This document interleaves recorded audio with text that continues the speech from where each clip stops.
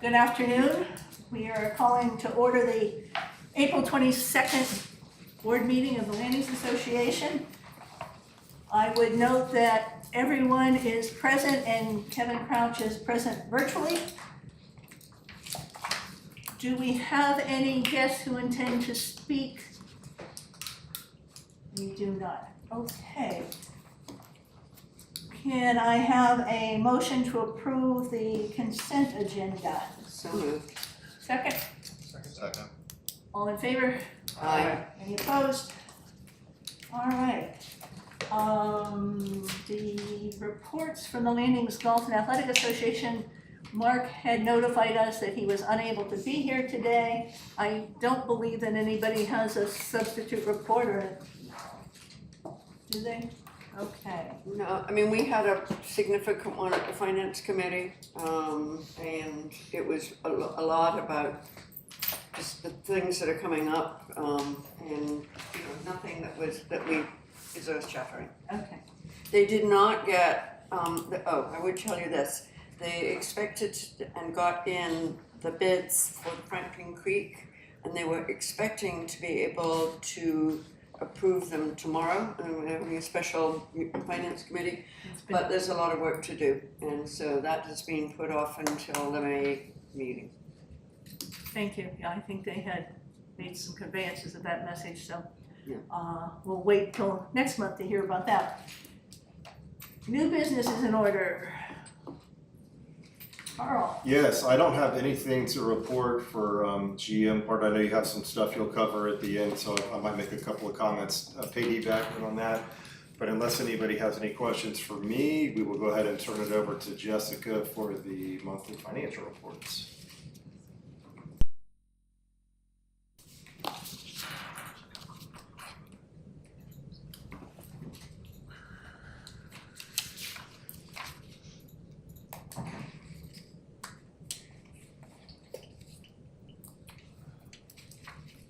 Financial information in your packet is as of March 31st. At the end of March, cash balance equaled 9.9 million, investment balance equaled 10.4 million. Total interest earnings in the month of March between our capital and operating accounts equaled $68,168, and we've earned $177,000 through the first quarter of 2025.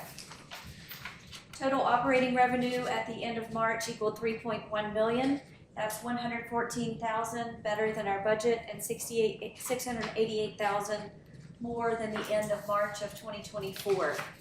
Total operating expenses at the end of March equaled 3.051 million, $169,000 better than our budget and $238,000 more than the end of March of 2024. Net operating revenue over expense equaled $96,316, which is $283,000 better than our budget projected.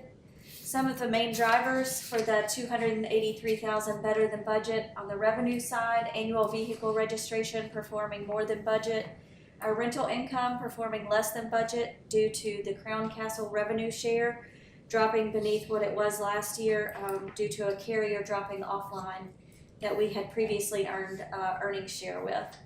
In the other category, the Comcast revenue share is performing more than budget. However, it is declining less than what we received last year. On the expense side, our staffing is performing slightly better than budget. We've had a few vacancies, so that's creating turnover. IT support and dredging expenses are performing better than our budget. Those are due to the timing of projects, the IT support, the transition of our database, and the dredging work has began in March of 2025. Capital expenditures, we've spent $697,000 at the end of March compared to the $5.8 million budget.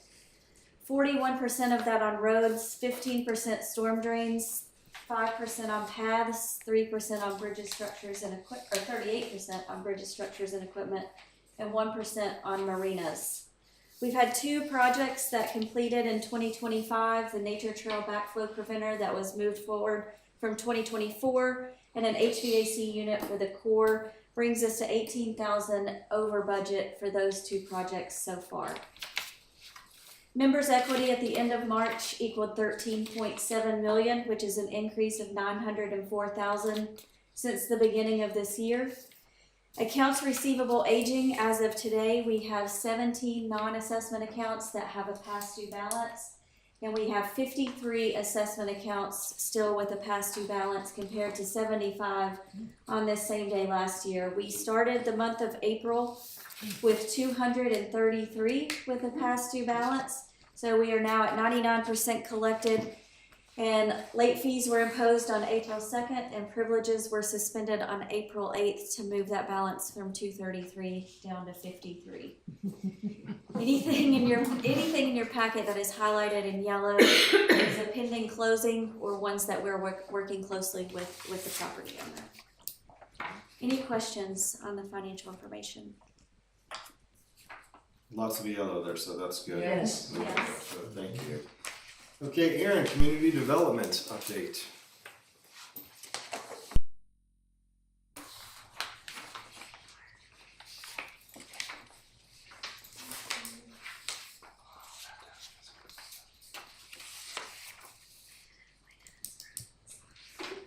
All right, good afternoon. I'm happy to be here to present to you the community development activity for March of 2025.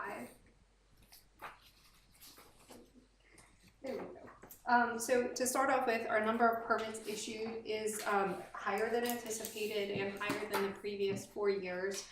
We had 148 permits issued last month versus 118 the same time last year. So we are still seeing a lot of activity in the department.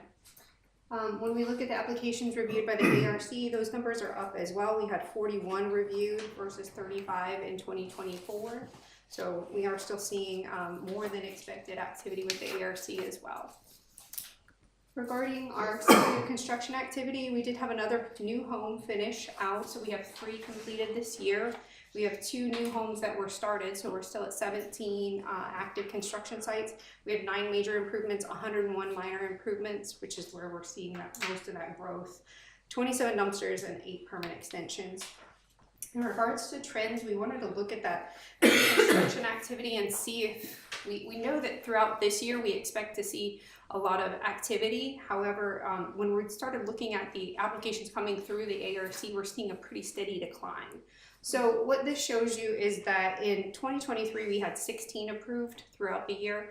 In 2024 we had 14 approved, and thus far this year we've only had 1 in the first 3 months of the year. So when we look at that as a per month breakdown, we are dropping from 1.3 per month, 1.2 down to 0.3. So we would expect from those kind of numbers that not through this year, but next year we're going to see a decline in the number of new construction sites. But we'll see. I've been wrong before. That's what we're seeing right now, though. In terms of private property violations, we were down a little bit this last month. We had 23 violations found in the field versus 38 in 2024. We are going to start doing some more inspections via the golf courses soon, so we may see those numbers tick up. And then, of course, our courtesy notices are down a little bit as well. We had 18 this month versus 26 the same time last year. In terms of that summary of inspection activity, we had 279 site visits associated with ARC inspections, 824 for private property maintenance, with 41 follow-ups, and those are pre-existing cases. We had 14 violations resolved, 86% of those without formal written notice.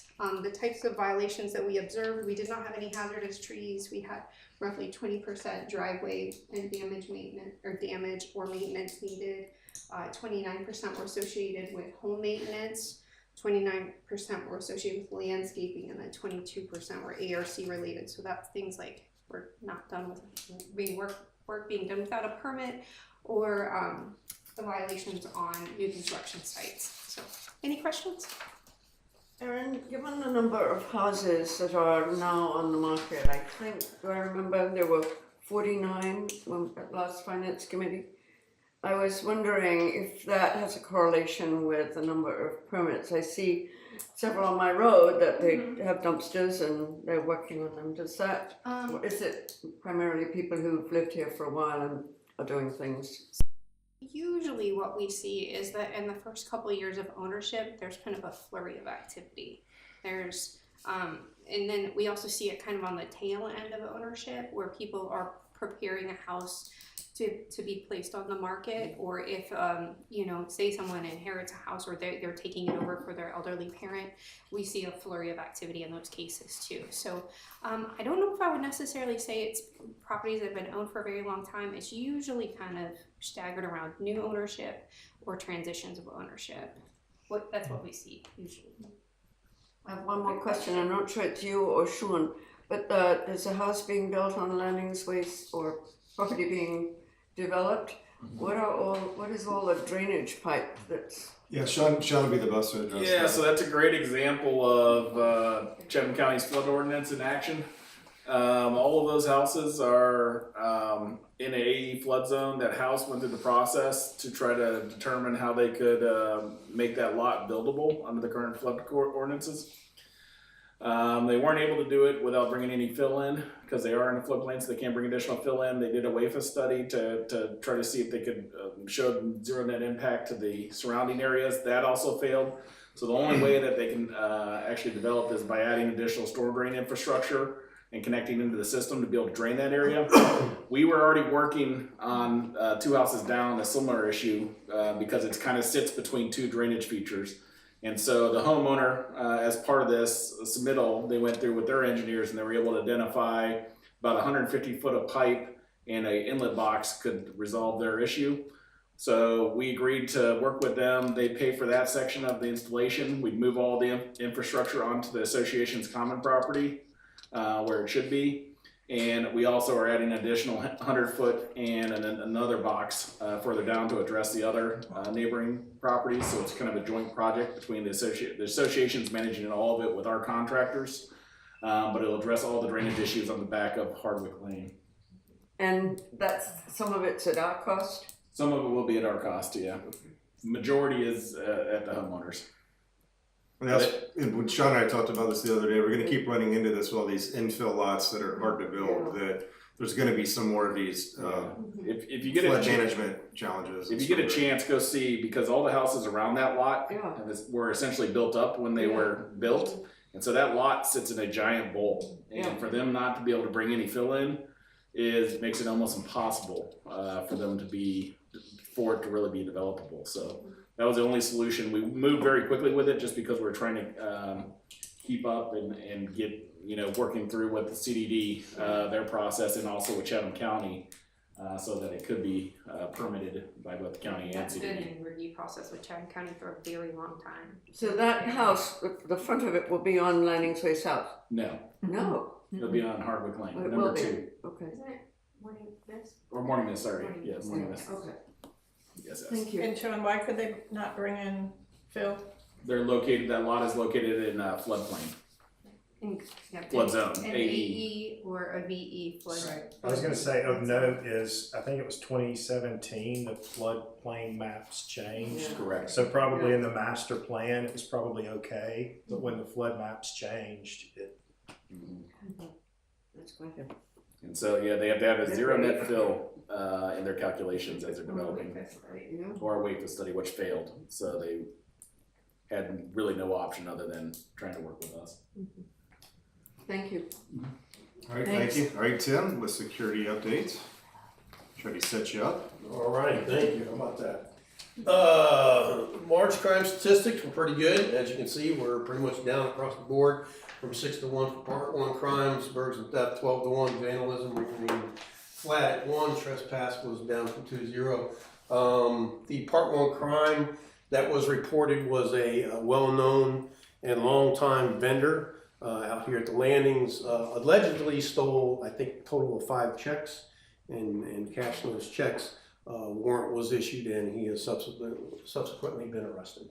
So, not so great news is the Guardian Pro stats, basically in the same area, West Cross Road and Sparnell. If you recall last month, about the same location, not quite as many days, but I think we had a total of 49 violations last month, and you'll see here up about 175. So people are out and about and moving a lot more. Did spring break have anything to do with it? Probably. Yeah. Yeah. Yeah, I did not like to see those figures, but Now we are, since we've had the Guardian Pro for a year now, we are starting to specifically and strategically place the exact same position areas that it was last year, so we can compare apples to apples and see what effect it's having on the overall locations and the stats. So March golf cart statistics, again, complaints down from 2 to 1, violations 10 to 1, and unlicensed drivers 7 to 1. The one citation that was issued was actually for running the stop sign and almost hit one of our security vehicles. So bad time to run a stop sign, right? Citations were up from 19 to 26, and the fines, of course, 1,041 to 2,050. Citations overview, as you can see from there, we did find some money, $250 for the abusive conduct, and that has been paid. Others were across the board. Again, the ones in green are paid, the ones in red are not, and the two in tan are ones that were waived. Appeals Committee heard 4 cases in April, and I believe they were all 4 denied. Any questions? Any questions for Tim? Thank you. All right, the next item we have is action on, go to stop sharing. Go to stop sharing, to the right, to the right. There you go, thank you. Before you is a strategic plan approval. This, as you all are well aware of, is culminating several months of work, as well as community feedback. We received several dozen comments back from the community. One of our most well responded to calls for comment back. Based on that, we've made some adjustments, tweaked one of the objectives, also helped us tweak and add to our action items. So what we have is not only the strategic plan, but the 2025 action items. These are about 80 different items that either we have started or will start this year. It doesn't mean we'll complete every one this year. We still have to work on action items for 26 and 27 still to come on that. I got the draft scorecard from our consultant, Kate Fulkerson, with points and more strategies last night. Went through it. We have, as staff, have made comments on some actions that have happened to date. So those got added in today. I added those in. Still working with her on one tweak on how the scoring works. As soon as I have that, I'll send it around to the board. Then we'll plan to look at that at each board workshop and go through, especially ones that either we've made some good progress on or we're lagging behind, so we can take a look at that. But I'll go ahead and distribute that once we get it finalized, so we're not waiting another month to take a look at that. But we are looking for the approval, with all of that said, of the 2025 to 2027 strategic plan. Can I have a motion to approve the plan? So moved. Second. Second. Any discussion? All in favor? Aye. Any objection? The strategic plan is approved and underway, and I think we've made good progress. We'll be happy to start on the 2026 action items and get those lined up for everybody so we can keep this ball rolling. I did find the feedback from the residents very interesting. Some of it identified education that we need to make sure that they're aware of so that they understand some of the things we can and cannot do. But it was a very integrated process, and I appreciate all the residents' input. All right, board committee and special reports. Marion. Yep. Where's my? Oh, me first? Okay. Oh, I'm sorry, I looked at the Okay, no problem. Well, I don't have anything except the risk management, and Marianne's going to talk about that. Okay, very good. Marion. Okay, nominating committee charter. At governance committee, we approved the nominating committee charter with some changes. One of the main things we did here was we combined 2 documents which existed, both the charter and guidelines, into one document. So we could eliminate the documents, and then we made some a few other minor changes. So I need a motion. The charter was distributed to everyone in their board packet.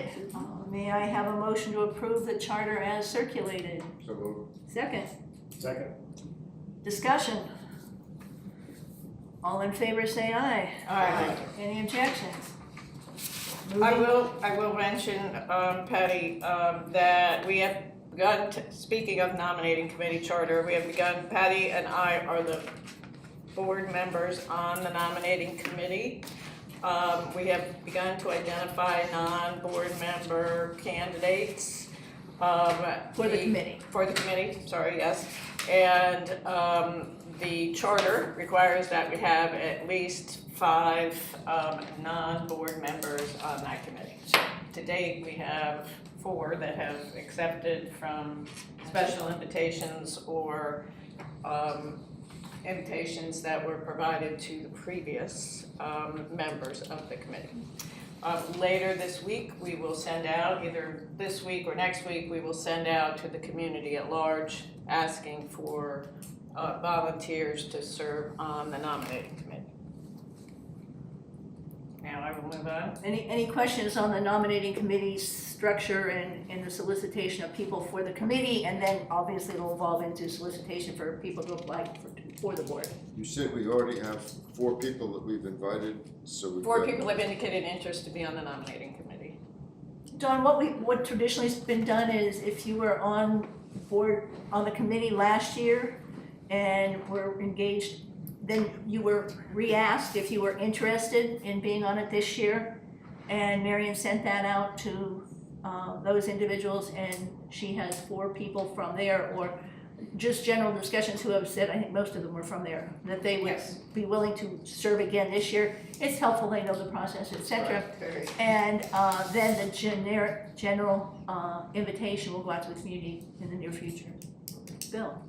So, the point of order, the committee is gonna be appointed by the board in May. So even Yes. though, Right. I mean, you may end up hopefully more than 5 people who are willing to. Oh, definitely, and I have a number of people from last year that haven't replied yet, I just sent it out yesterday. And then, again, community at large.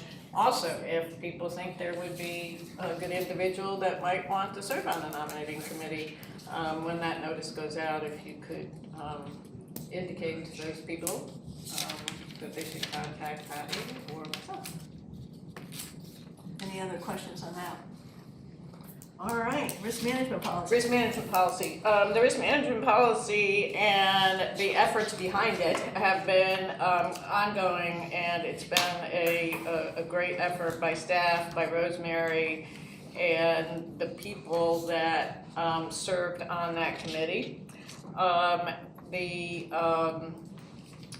The staff has taken, the policy has developed its initial identification of the risks. They've ranked the risks based on the impact to the association and also based on the likelihood of their occurrence. And then they've also gone the next step and identified or documented the mitigating controls we have in place related to those identified risks. So we talked about the policy itself for a period of time and added some minor changes to the policy, but thank you to everybody for all the efforts put in to develop this policy. And Rosemary, anything else No. as it relates? No, it is a living document. It's a little bit like the strategic plan. We know that we've tried to capture as many of the potential risks, but we know that there may be some that creep in, and the aim is to look at this on a quarterly basis. It will be looked at by the subcommittee, the audit and risk management committee, and then if there are issues, it will roll up to the board. Any other questions anybody has? May I have a motion to approve the risk management policy? Second. Second. Any further discussion? All in favor, say aye. Aye. Opposed? The risk management policy is approved. Thank you everyone who worked on this. As Rosemary indicated, it will be an evolving document that unfortunately things do tend to change. Not always bad, but things do change, and we'll have to change the risk management policy to reflect those. Strategic water, Rob. Sure. We didn't have a meeting this month, but however, tonight, I'll be meeting with Dr. Alexander at the Institute at the other end of the island to review his research. He's leading up the research for the state that's studying the dynamic coastline for Georgia. And I know he's doing a lot of work around Tybee.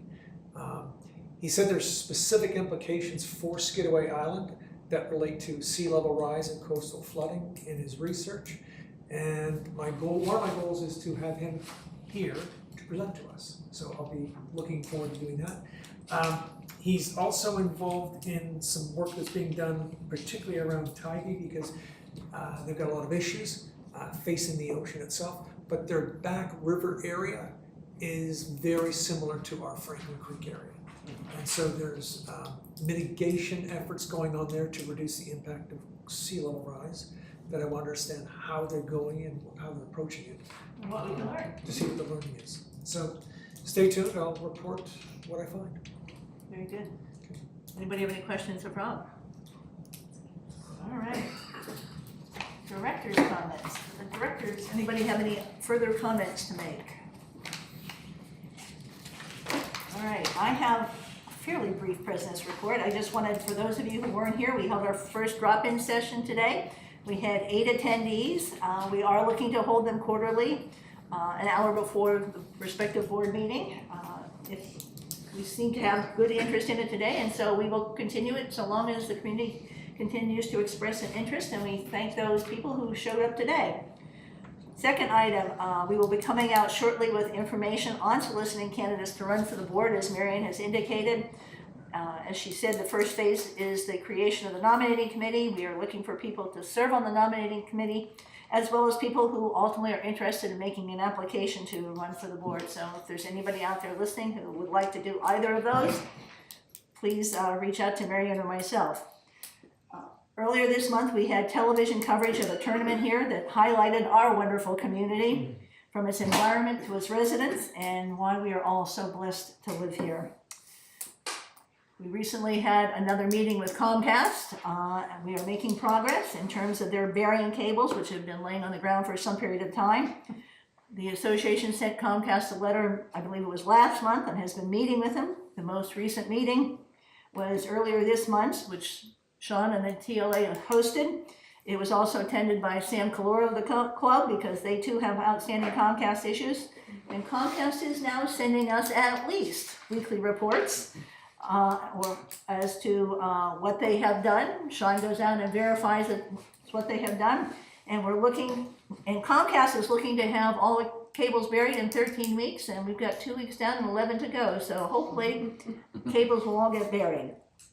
And last, for anybody listening, the county has scheduled an open house tonight at 6 o'clock to discuss the Green Island Road path. The meeting's being held at Chatham County's Public Works Training Room at, and I'm not sure I'm pronouncing this right, 7226 Varnado Drive in Varnado Drive in Savannah. That takes care of my report. Patty, will you, in your president's column, maybe mention the drop-in to encourage other people, not to say specific people who were here, but that we were glad to have 8 people and that there were a variety of well-meaning issues? They clearly were a great variety of issues, and actually we had a brief discussion afterwards that we thought it went very well. First of all, it gave us a chance to learn some things that were of interest to others, many of which we are dealing with, but nevertheless it's good to hear their perspective, and also a chance to get the community, people who were present, to know what we are trying to do, and that it's not falling on deaf ears, that there are certain hurdles, be they county or practicality for land ownership, et cetera. So yeah, I think we do need to make sure that the president's letter for next month is already done, but we will make sure going forward that these drop-in sessions are advertised and the people know that we really do want them to come. So there'll be another one in 3 months, and hopefully it goes as well as today's did, so. And we heard we need to add snacks to it, so we'll work on that too. Let's be specific. Lisa. Or a bar, I mean, either way. Did you say a chocolate bar or? Chocolate teas. All right, anything further before we adjourn to executive session? Thank you, everyone. We are adjourned to executive